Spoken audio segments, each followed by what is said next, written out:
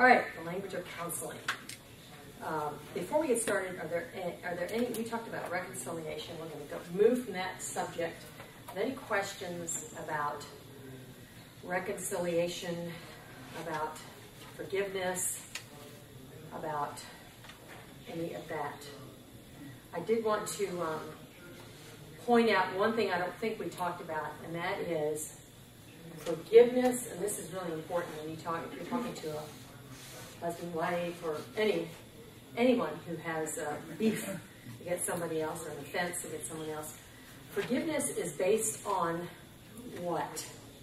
A lot of you know this because we kind of harp on it. What do I base my forgiveness? If Sue offends me, and then later she comes up and says, you know, God has really convicted me, I did wrong, would you please forgive me? What is my, what did I base my forgiveness of her on? You know? That Jesus had forgiven you. Jesus had forgiven me. But what if I say, well, yeah, I don't know, Sue, you've been doing this an awful lot to me, and I'm not quite ready to forgive you. I'm going to wait till I see some, what? Fruit grow. I want some fruit to grow. I want to see it. When I see it, then I'll forgive you. What's the problem with that? Ah, there you go. My forgiveness is based on what she says. And in Luke, I think it's 17:3, there's that parable there where he says, and he 7 times in a day comes to you and 7 times says, forgive me, you are to forgive. This is really critical, and I'm telling you, a lot of people don't understand this. The reason it is so critical is because if we do not base our forgiveness on what a person says, then, like Sherry said, I become the judge, and the person is on trial. There's no forgiveness, really, because if something happens between Sue and me, I'm watching Sue, and I'm her judge, and I'm deciding, I'm becoming God in her life. Okay, and there's really no hope for the person who is in that predicament. There's no relief. There's no, okay. So this is really important. And just this past week, I heard of an instance where an actual person who was in the ministry said of another person in the ministry, "Well, I'm just not ready." No, actually, the one wasn't in the ministry, but one was. In leadership in a church, said of someone in the ministry, well, I'm just not ready to forgive him because I'm going to wait for fruit to grow. And you want to say, oh, that puts the person in such a bad position. Okay? So that's a really, really important point about forgiveness. We have to, we are obligated to forgive based upon a person's word. Okay? Any questions on that? Maybe we did mention that because I remember talking about the disciples saying, you know, increase our faith. How can we 7 times 7 forgive? But that is it. When a person comes to you and says, would you forgive me? If you do not forgive, and if you say, well, I'm just not quite ready, then what happens is now you are the offended party. Now you are the one that is in sin. And so that can switch so fast.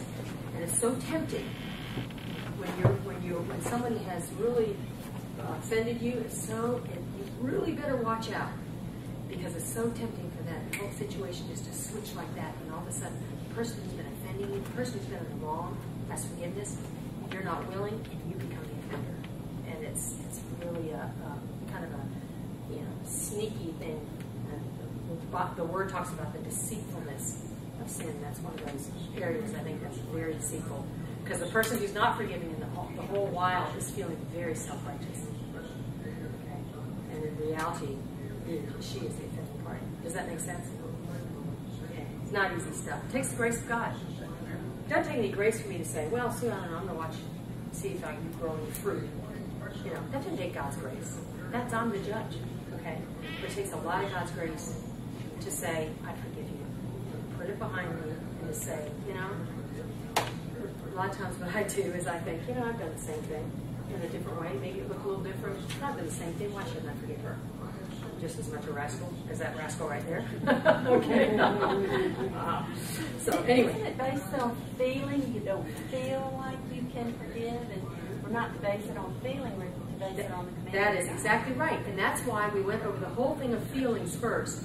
If you base what you do on feelings, your life is going to be a mess.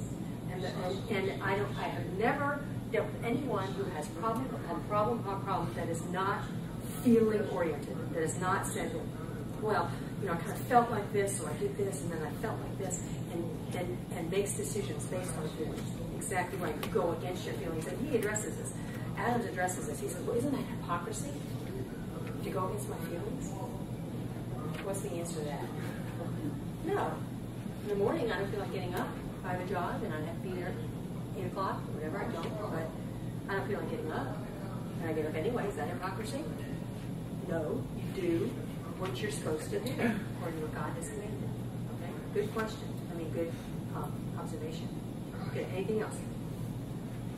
All right. As we move into page 103 in our reading, we move into the language of counsel, which is, a lot of you know, is one of my favorite areas because I was a French major and I love language. And I, some time ago, started to realize that when man sinned, it affected our language big time. Because what we speak generally comes from the heart. So let's look at page 103. Is there anything, before we start, that anyone would like to bring up about the reading that you noticed? Any questions? All right, we'll start at page 103, and he talks about talking to ourselves. We talk to ourselves, and some of you have been in our Fig Leaf study on Wednesday night, and I think that's one of the points there is that we need to be careful what we say, and particularly what we tell ourselves, and make sure we're telling ourselves the truth. A lot of times the problem is you are listening to yourself and not talking to yourself. And if you listen to yourself and do what you have told yourself, that sounds crazy, but you know what I'm talking about. You're going to be in trouble if you listen to yourself, and you almost need to remove yourself from yourself and point your little finger in your own face and say, now look, you're going to do what God says no matter what you feel like, okay? Good morning. Okay? So that's what he's talking about here. And then, let's see, we're on page 105. As he moves into language, he talks about confronting counselors about their language. Now, this doesn't mean that you pick on every little thing. We've been talking about fig leaves, and you say, oh, that's fig leaf, oh, that's fig leaf. We don't do that because we use figurative language all the time. Okay? Just like if I said, oh, that's a pretty sunset, and one of you all said, well, actually, the sun's not setting. Actually, the earth is rotating. And as the earth turns, I wanted to say, oh, be quiet. You know what I meant, okay? We don't pick on that. That's a figurative language, and we use that all the time. We're going to be talking about needs pretty soon. And if I say, oh, man, I need to go to Walmart because I need some new eyeshadow. Now, I don't want you to tell me, well, actually, you don't need eyeshadow. You just want it. I know that, okay? So we don't want to pick at that. But on the other hand, if you're trying to help somebody and they're repeating something over and over again that really is not accurate, it's good to note that and kind of ask yourself, what is that person really saying? How is that, the way they're wording this, how is that affecting the problem? For instance, one thing I thought of was as he talked about labeling, was the whole idea of a panic attack. A lot of times, if somebody says, I'm having panic attacks, I don't say anything, okay? People have panic attacks, okay? But now, if you're meeting with a person, they keep repeating it and repeating it, you know that's the main problem, you're going to have to address that, because the whole label of panic attack is enough to give me an attack just thinking about it. Because, anybody know why? When something attacks you, what happens? You're walking through the forest, minding your business, maybe even just your backyard, and something jumps out from outside of you and attacks you, right? Comes from the outside, gets you. Do you have any responsibility in that? No. Except for you're walking through the woods, probably when you shouldn't be. But the thing jumps on you, and you're trying to do everything you can to push off this thing, this foreign thing that has come from the outside and has jumped on you. And that is not what a panic attack is. And sometimes if people can realize, if people can internalize the fact that these feelings of anxiety are coming from within me, they're not jumping on me from the outside. So when I get this panic attack and I get short of breath, it's all coming from the inside. It is not like cancer or pneumonia or other things or wild animals that jump on you or things that come from the outside. Now that doesn't instantly heal it, but that is part of adjusting the mindset, because the thought of something, a panic attack, something actually coming upon me, that's a frightful thought, isn't it? But if I know it's from within, then I can deal with it. And I, in fact, was dealing with a young girl one time, nobody here in this church, but she was starting to have panic attacks. So when I did, and even while we were talking, she was having panic attacks, and I said, hold on, I want to show you something. And I started drawing a picture, and I said, why don't you watch this? And she watched me, and we talked about some stuff, and I said, now I want you to know, during that whole time, you didn't have panic attacks. Because your mind was totally on what I was saying. Your mind, you had your mind focused. Said, this is coming from inside you. This is not coming from outside. And when she realized that it was something she was generating because of her fears, then she was able to get over it. Of course, we caught it early enough so she didn't have all these problems that went along with it. But does that make sense? Why language is so important? That's just one example. Is there anybody want to add anything to that, or any questions about that?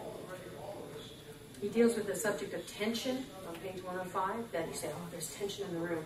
Tension is not in the room. Tension is in my muscles. Okay? That way I can deal with it. You know, that's where the tension is. If tension's in the room, there's nothing I can do about it. Right? He says when you don't use right language, you push solutions beyond reach. I like that on page 105. On page 107, 106 at the top, good morning. At the top of page 106, he says to look for words and ideas that express faulty attitudes, beliefs, or opinions which may impede counseling. And I think in 107 he has a list of them, but the two of the words that I always look for and never forget, which is not true, are the word always and never. My husband never helps me. Oh, really? You mean he's never in your life helped you? Well, he always calls me such and such. Always? Has there never been a time when he hasn't done this? That shows attitudes of this person that I'm having a problem with is beyond hope. Okay? He always does this, or she always does this, and she never does that. And therefore, I don't have to deal with it. Okay? Which is a wrong attitude. We don't shut people off. We don't cut people off because they don't do, because maybe they've offended us or whatever. That's just not a scriptural idea. Okay? Another word would be abuse. My husband's been abusing me. Really? Sometimes that's really true. And for a woman's in danger, you should never, say, oh, well, that's all right. Stay there. Be godly. No. But what do you mean by abuse? And sometimes they'll say, well, verbal abuse. Well, that's terrible. A man should not do that. But Christ endured verbal abuse, and there's a lot in the scriptures about how to deal with verbal abuse. So before you go running from it, why not try to deal with it the way Christ dealt with it and see, how it goes on. Do you see where we're going with this with the language? Any questions on that?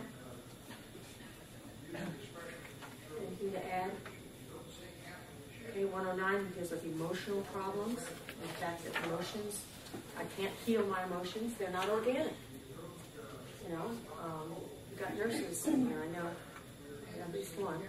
Anybody else a nurse? Have you ever healed? Have you ever given an emotion antibiotic? No, you can't do that. The emotions generally are not damaged. That really doesn't make sense. They're responding very well to what you're thinking. Okay, usually emotions are very, very accurate, so you have to work on the thinking. It goes back to the walking according to your feelings. Okay. Now, And then on page 110 in the middle, he says the problem is a behavioral problem, not an emotional problem. People generally do not have emotional problems. They have behavioral problems that trigger certain emotions. Right? Question? No questions. Good, I guess. All right. Do a lot of these things like just take a lot of time to get to that point? Like, I'm stuck on panic attacks back there because I'm probably one that uses those words lightly. But when I wake up in the morning and it's like, what is that fear from? Why am I feeling like that? What happened there? That does seem like it came from the outside. I mean, I just went to sleep and when I woke up. When you woke up, I've heard of that too. And it's so odd that even when at night I fall asleep either praying or saying a verse or something to just calm me or whatever is going on, and I still wake up that way, it's like, what's going to help here? How am I going to, so I just wondered. That's a really good someone's point. Stuck in a rut with all these phrases. Right. It's not like, okay, one session and, now I can't say that anymore and everything's fine. I think one of the first steps is getting beyond the label and realizing that it's coming from inside.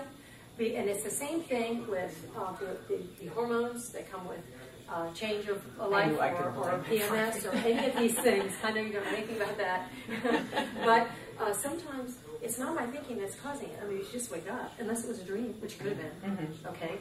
So, but I would relate it to sometimes there are feelings that come on us that are not, I'm not saying it's your fault. I'm not saying necessarily it even necessarily comes from your thinking. It may be a physiological, something's going on in you, but as long as you know this is something that's coming from inside of me. I think the fact of knowing that this is something it's not somebody else's responsibility, I'm not helpless in this. I think that is the first. You see what I'm saying? I don't mean that, everything's better, but I think that is the first step in knowing and control in saying, okay, I can do this. I do that all the time. And I've told you before, sometimes I just comment, everything is wrong. I mean, I went through this period where it seemed like for some reason about one time a month, I would come to church and everything was wrong. I mean, the sermon was wrong, the music was wrong, everyone was, I knew they were probably just getting ready to fire my husband or to find another church. But I was really, really feeling like this is terrible. I mean, this is really horrible. Everything is wrong. And I'd go home and then I would just pray about it. I couldn't say anything to my husband. So I didn't want to drag him down, because he's got to preach. And I had looked through all this over and it was terrible. And then I started thinking, wait a minute, this happens about once a month. And now, do I still sometimes feel that way? Yes. I'll sit down with somebody and the music will be off or something, and I'll think, and then I think, I'll look at the calendar and I'll think, it's just me. It's just me. Sure, some things might be off, but it's not all that terrible. So, do you see, I think it's the same idea. It's not that it fixes it. We are in a sin-cursed world. We are always going to have problems. So, knowing this does not fix it necessarily.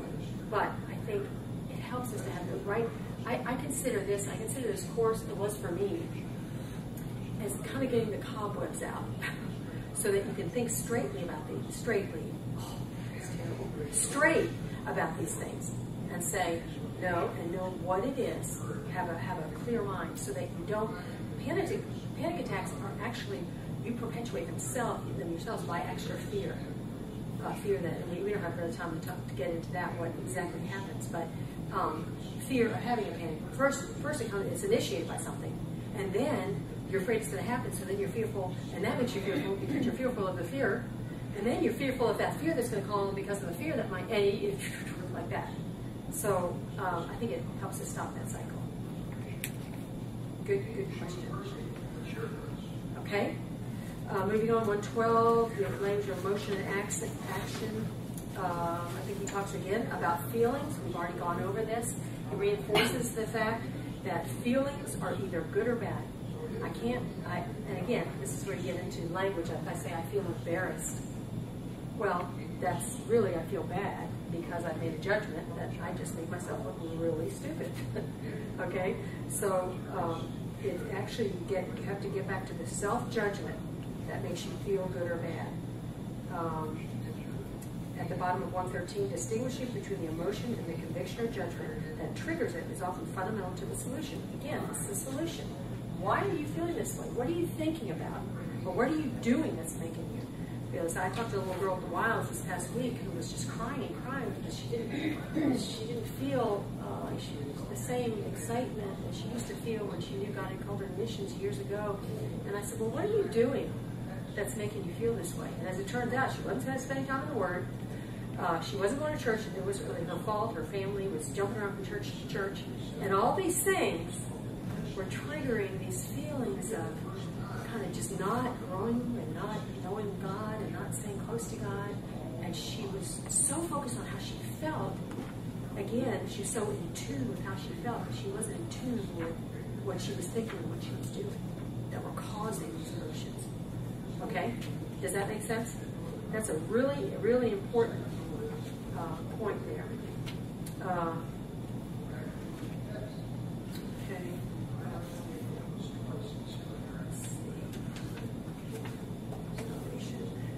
Attitude. Okay, on page 117. We'll move along because we've got an important topic to cover. Sin is the problem. Sin is our main problem. It's not that we have low self-esteem or that I heard one woman say the woman's main problem is that she's looking for beauty.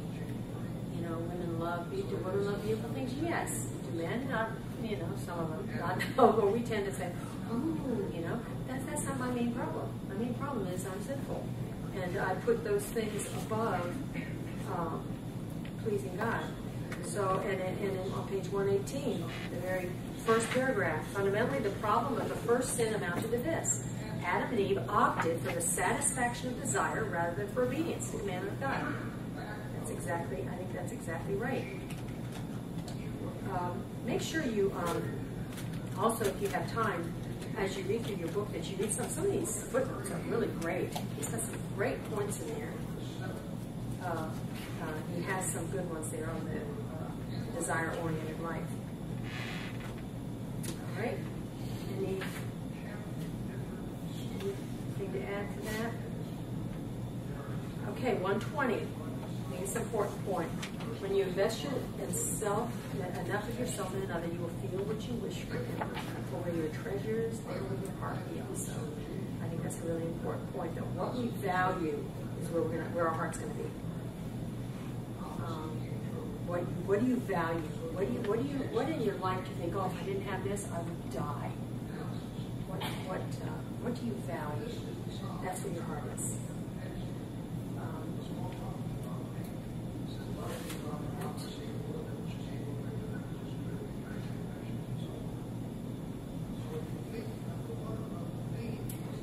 Let me see. On page 123, about 6 or 7 lines down from the first paragraph, it says, when a decision has been made on a scriptural basis, the counseling must be urged not to waver from it when things are not going well, no matter how he feels. I just used this past week, we're up at the Wilds with one girl. We go after the sessions, sometimes we help counsel the kids that come out. And I often will tell people, some of you have heard this, and I use it with myself, to do the next right thing.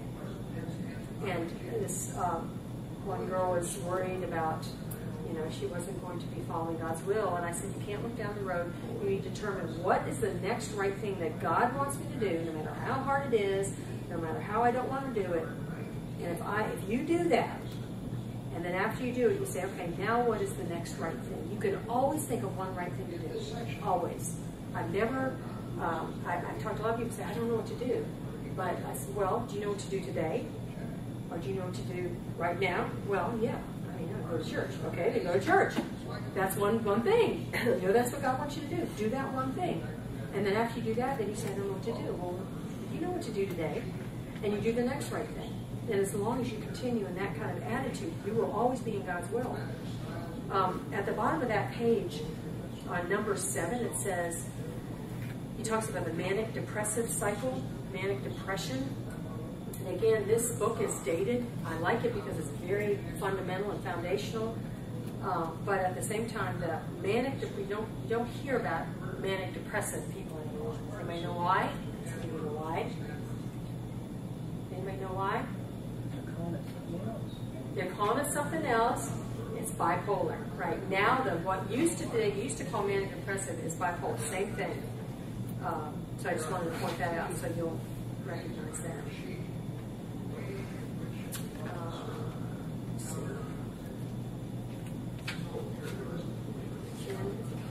Anything? He touches on demonic activity on page 127. I think Satan's alive and well, but I don't make a big deal of that a lot of times because I think that a believer is not held captive by Satan, and most of us are probably not important enough for Satan to be targeting, and most of the time it's not an issue of demonic activity, it's an issue of obedience.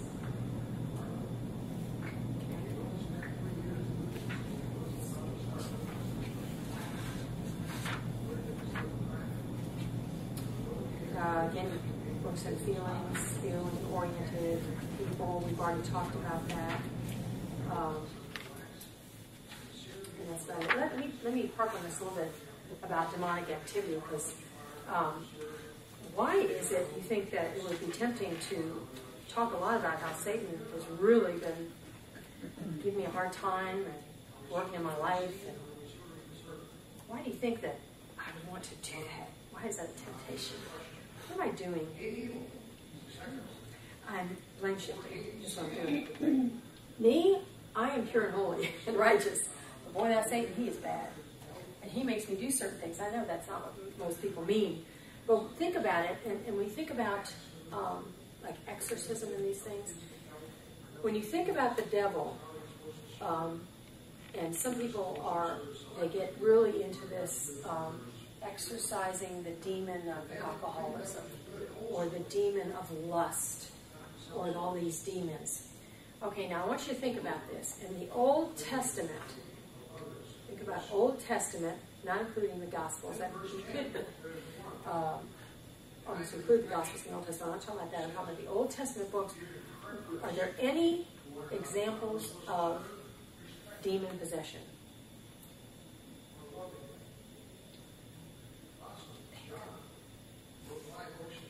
Get that Rolodex in there. Right?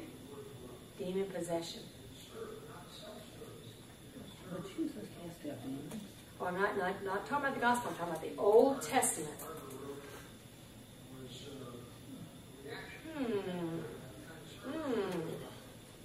No. There's no, I'm sure Satan was alive and well, but there was no demon possession, okay?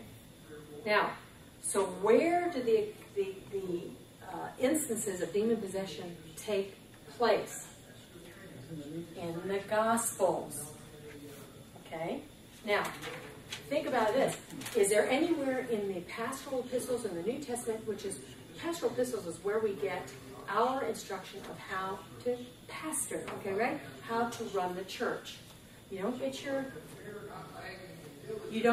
figure out how to run the church by looking in the Old Testament or even looking in Acts, because Acts was a history of how the church came to be, okay?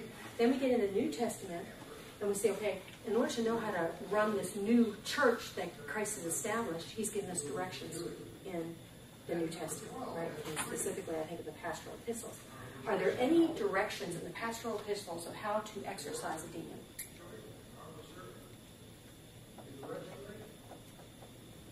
Do you think if that were a major issue in people's lives today, do you not think that we would have some instruction of how to do it? Do you not think that Paul would have said to the epistle to the believers at such and such has a demon, do this and this and this? So we would have instructions. Doesn't that seem reasonable? Now, am I saying Satan's not active today? No. He was active in the Old Testament. He's active in the New Testament times. But during what do you think was happening there during the Gospels during that, Mark, Luke, John. Why was there so much demon possession going on? Satan, are the demons smart? Absolutely. Do you think they knew who Jesus was? Absolutely. I think, and I don't know, I can't prove this, but I think that they thought their time was short. That's just my opinion. I can't prove that from any scripture. But you look at, that's the only place you see it. And I think they were like, whoa, he is here. We better get, and their time was short. And they were, and when you think about it, the people who were demon possessed, we usually think of it as like, who would you say, or who would you say, if you had to pick out someone in this New Testament era in history that was demon possessed, what's somebody that would come to mind? Hitler. That's the first person that comes to my mind. Hitler. Evil. You know? And there are other people that these evil people, oh, he was demon possessed. Think about it. The people who were demon possessed in the Gospels, were they necessarily evil people?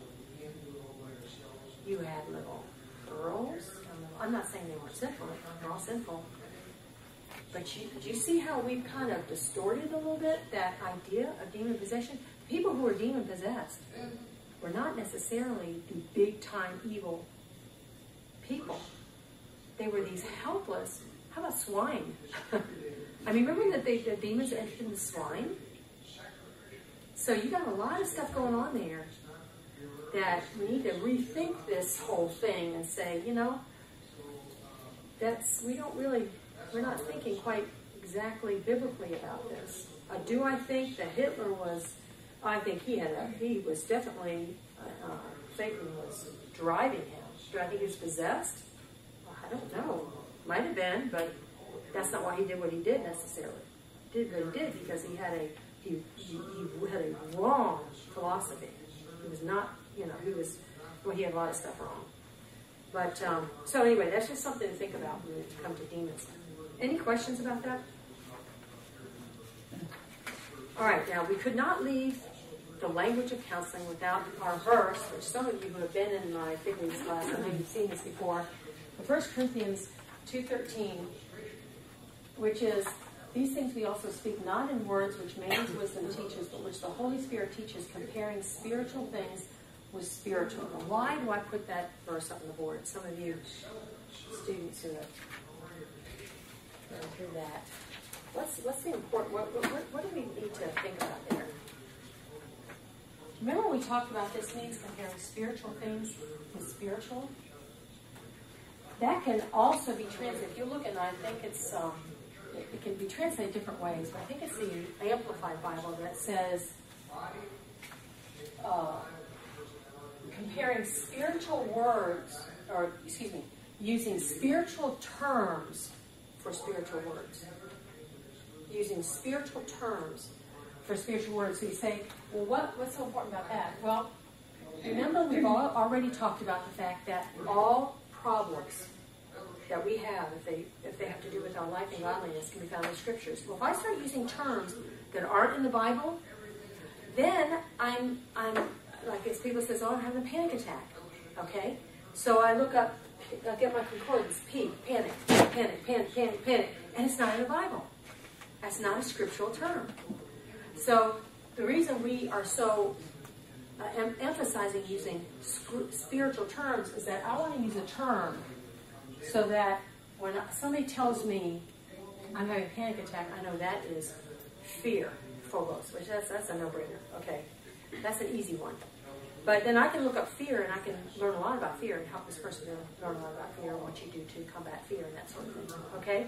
Now I've got a book here and I'll leave this for you to look at. And this is really fascinating because it was written by two psychiatrists, Christians. And it was funny, the first time I showed this, Heather Smith knew these two. They were in a church that she was in years ago, Marshall and Mary Asher. And I'm sure it's out of date because it's a few years old. But it's interesting because many of the labels that psychiatrists put on people, what they have done is, for instance, we'll take obsessive, okay, here's one, obsessive compulsive personality disorder. or obsessive-compulsive disorder, page 114, they describe it psychologically on one column, and then they have a biblical description of it on the right column, saying this is a definition having recurring thoughts that are irrational, lead to irrational behavior, to relieve increased anxiety. And they describe it and everything. So that when a person comes and says, but I have obsessive compulsive disorder, you're not like, you don't take the medical model and say, oh, well then you need a pill, because it's a medical problem.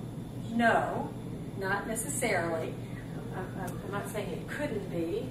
I suppose there may be a case where it could be, but for the most part, it is a behavioral, a perceptual and behavioral problem. And here you have a biblical description where you can deal with behaviors, okay, that are associated with that. Does that make sense? They don't have everything in here, I'm sure, because the DSM-5, which is the book that they use, psychiatrists use to, and which keeps getting larger and larger every year, is about that thick. Okay, but this has many, many of them, and it's very interesting. And I'll leave this up here if you'd like to take a look at it. And there are other books too of psychological terms. But that is attempting to use spiritual terms to describe spiritual things, rather than using a medical term and just saying, oh, it's a medical problem. Okay? Does that make sense? Any questions? If you will, this is something I know that y'all have, a lot of y'all have already seen. Would you mind passing that? Everyone gets two. Everyone gets two, because there's the first one is back to front, and the second one is just a single sheet. And a lot of you might say, oh, this is a hobby horse. This isn't a hobby horse, but it is basic to our understanding of counseling. I, not too long ago, had some dealings with a girl who had great problems with depression. And I kept hearing this thing of, it's my self-esteem, I have low self-esteem, and blah, blah, blah, blah. And so just like we were talking about, she kept repeating it. And so I said, okay, let's talk about this thing you keep talking about, self-esteem. And we worked through it. It took probably weeks, 2 or 3 weeks, to work through it and to convince her that she had an improper view of self-esteem. Finally, she was convinced. She saw where she had been thinking wrongly about it. And a few, say maybe a month later, so I met with her and I said, by the way, how's your depression? You haven't talked about being depressed. And she said, I haven't been depressed since I stopped worrying about my self-esteem. I thought, wow, what a testimony. She stopped worrying about her self-esteem. And that had, now it took time, but it had a huge impact on her life. And so let's look at self-esteem. And this is kind of technical, but stay with me because this is really, really important. I have redone this since the last time, and some of you all have already been through this. Hopefully it's a little bit easier to follow, because I've tried to figure out a way to make this very, very plain. But Webster's dictionary gives this definition of self-esteem. Number 1, a confidence and satisfaction in oneself, self-respect, or self-conceit. Now, the Bible does not mention the word self-esteem. So according to this verse, what we're going to do is we're going to think, what does that mean in biblical terms? Because if we can't define it in biblical terms, then we can't solve it, right? So what should we use to define self-esteem so that we can examine it biblically? In other words, what biblical synonym can we find? Okay, next paragraph. Self-love would be an accurate translation of the term self-esteem because it combines in one term the different aspects of Webster's definition. So we're going to look at self-esteem, and instead of calling it self-esteem, we're going to call it self-love, which is really what it is. And we will see that in the Bible does talk about self-love, not self-esteem specifically, but again, we're translating it for a biblical definition. So, the Bible does teach about self-love. Now, consider these. You have, thou shalt love thy neighbor as thyself. Most of our verses are printed out here. And men ought to love their wives as their own bodies, etc. in Ephesians 5:28-29. Now, this is we're not going to have time to go through all of this, but I want to at least get through this first part. This is what you call agape love. Okay? Agape love. Because we have two different kinds of love we're going to look at. Now, in these words, in these verses, the ones below, the word love in the origination is agape, A-G-A-P-E, and it has a little thingamajig there over the E. I don't agree, but I just know from my sources. So, what is it that we know about agape love? Okay. First of all, it is a love that gives. Why doesn't somebody read that verse for us? John 3:16. Cassie, you want to read that? There you go. He so agape the world, and I may use that as a love because it's important to distinguish between these. For God so agape the world that he gave. Okay? It is frequently used as a command. Okay, let's get someone else read that next one. Love your enemies. Love, agape your enemies. Okay, we're commanded. We have to be commanded to do it. Okay? Number 3, it is not a feeling. It involves the will and action. Okay? Somebody read that. 1 Corinthians 13. That first just part says what? Love suffers long and is kind. Okay. Love suffers long. So that word suffers long, which means love is patient, love is kind. Actually, that's in 1 Corinthians 13. That whole section talks about what agape love looks like.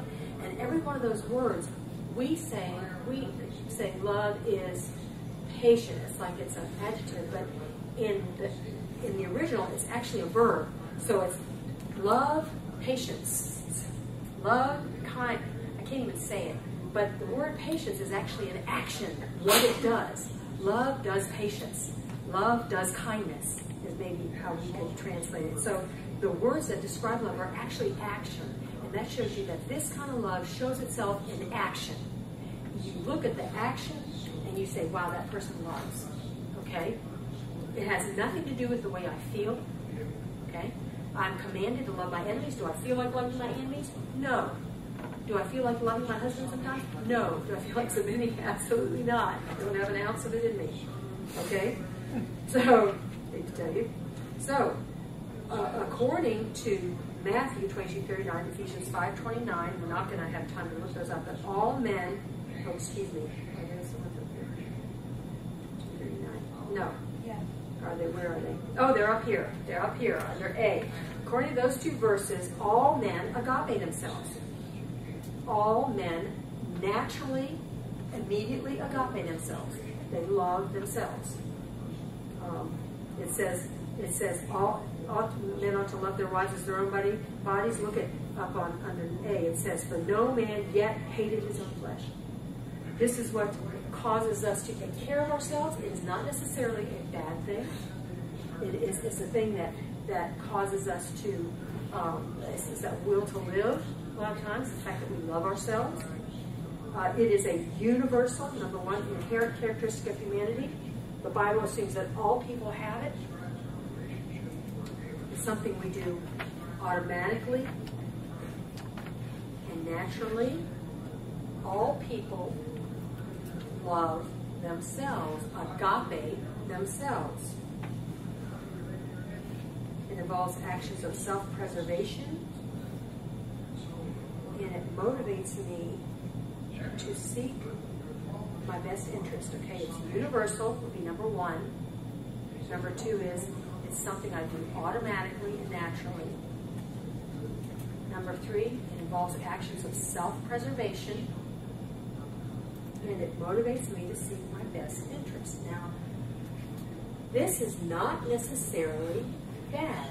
I'm not saying it's sinful. It's something we can't help. We can't help this. It's something part of being human.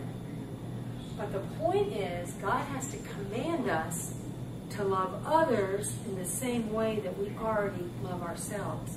That's why we have to be commanded. Well, I don't have to be commanded to love myself because I already do. I have to be commanded to protect other people. seek to act in their best interest instead of just mine. I have to be commanded to be patient and kind and all these things to other people, because it's only natural to be those things to myself. Okay, you see?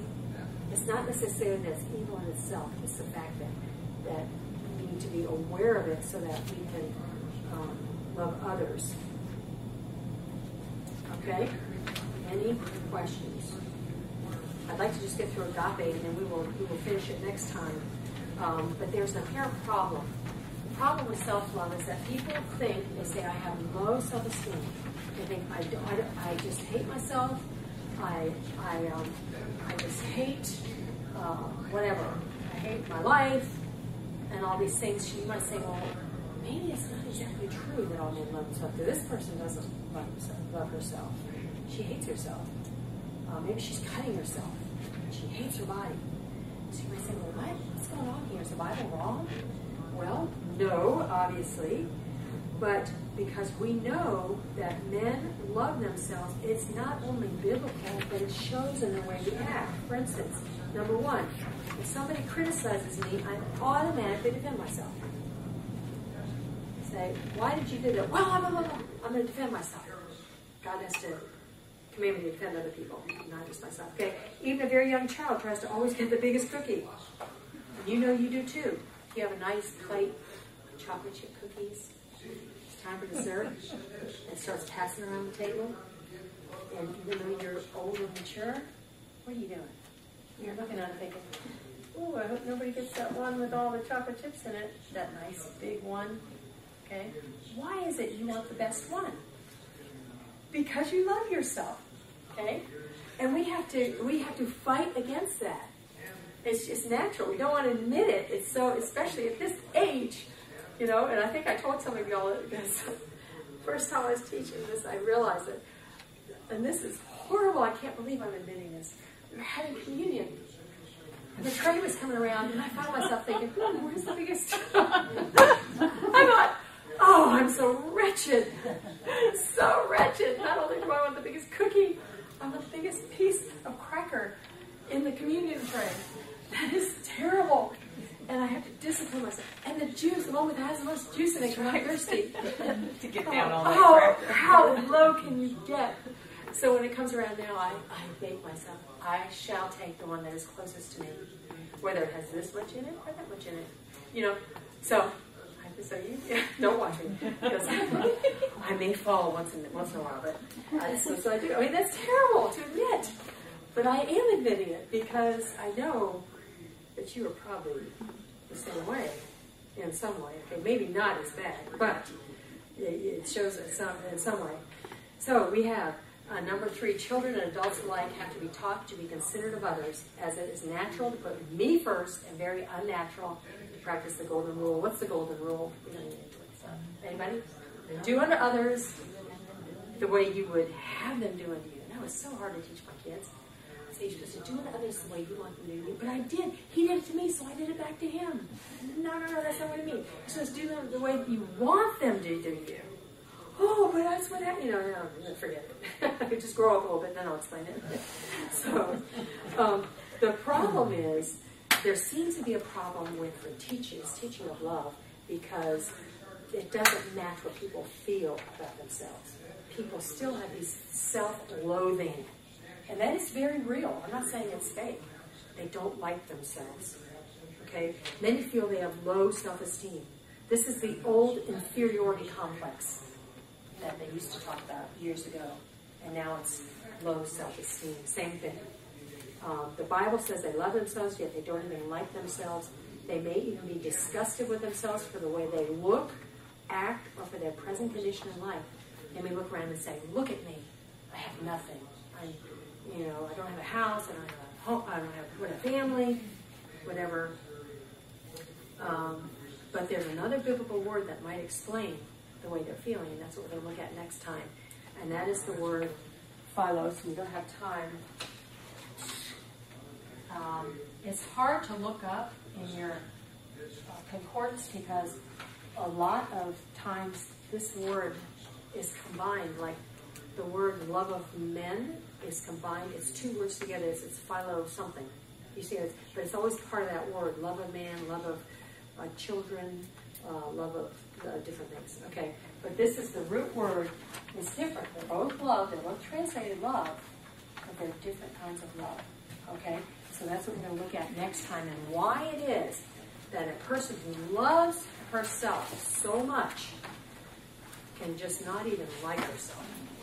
Very, very possible. We'll look at that next time. Let's pray. Father, help give us understanding. These are kind of hard concepts, especially in terms of the way our culture distorts them. So I pray that you give everyone, all of us, wisdom and to understand and to be able to see ourselves as you would have us to see ourselves. In Jesus' name.